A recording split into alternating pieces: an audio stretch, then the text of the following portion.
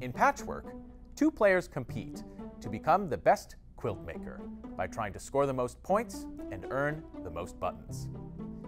Patchwork is played in turns. Each player will start the game with a 9x9 square, which has nothing inside of it, and 5 buttons. There are 3 different ways to score points. At the beginning of the game, a player will start with 5 buttons. Buttons are a currency that are used in the game to buy patches, and any extra buttons that you have left over at the end of the game will add to your score. Patches cover your board. Every empty space on your board at the end of the game subtracts 2 points from your total, so you'll want to try to buy patches and cover as much of it as you can. Finally, the first player to fill a 7x7 square anywhere on their board during the game will receive this token, which is worth 7 extra points at the end of the game. This is the game board.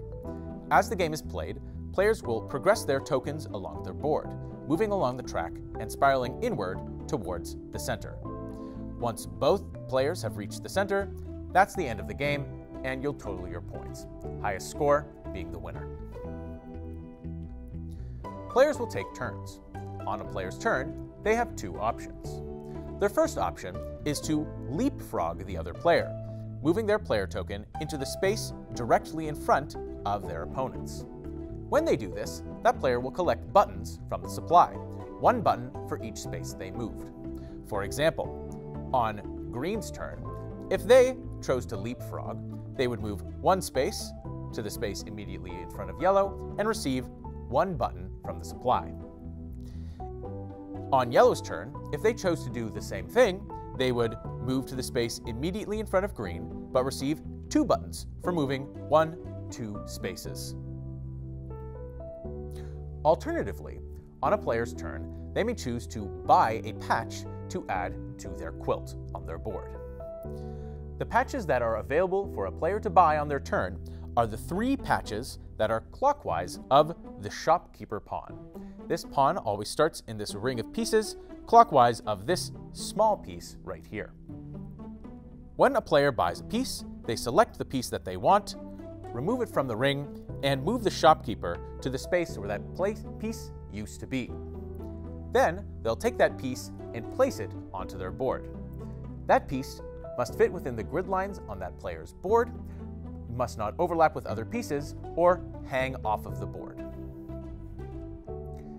In order to buy a piece, a player needs to be able to pay a certain amount of buttons, which is the blue number pictured on that piece.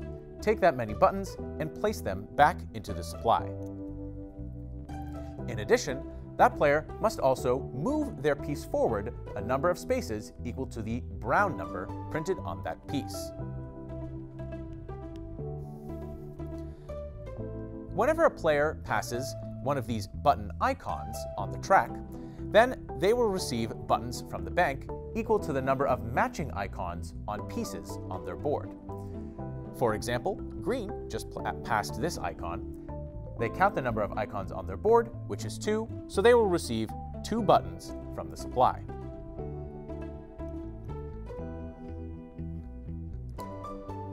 Additionally, whenever a player passes one of these patches on the track, then that player will take that patch off of the track and immediately place it onto an empty space on their board. In Patchwork, players don't necessarily alternate taking turns back and forth.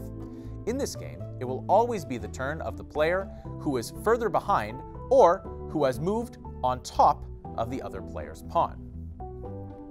For example, in this case, it's the yellow player's turn. If they chose to buy this piece on their turn, they would place it onto their board, pay the button cost, which is 0, and move forward 3 spaces, 1, 2, 3. They would receive buttons based on the number of these icons on their board, which is 1. And because they haven't passed the other player yet, the yellow player gets to take another turn, where they can either choose to buy another patch to place onto their board, or to leapfrog their opponent, and receive buttons from the supply equal to the number of spaces that they move. Players continue to take turns back and forth until they both reach the center of the board, at which point players will total up their score, adding together the buttons they have in their supply and their 7 bonus points if they manage to capture this award, and subtracting 2 points from their total for every empty square left on their quilt board. The player with the highest score wins the game.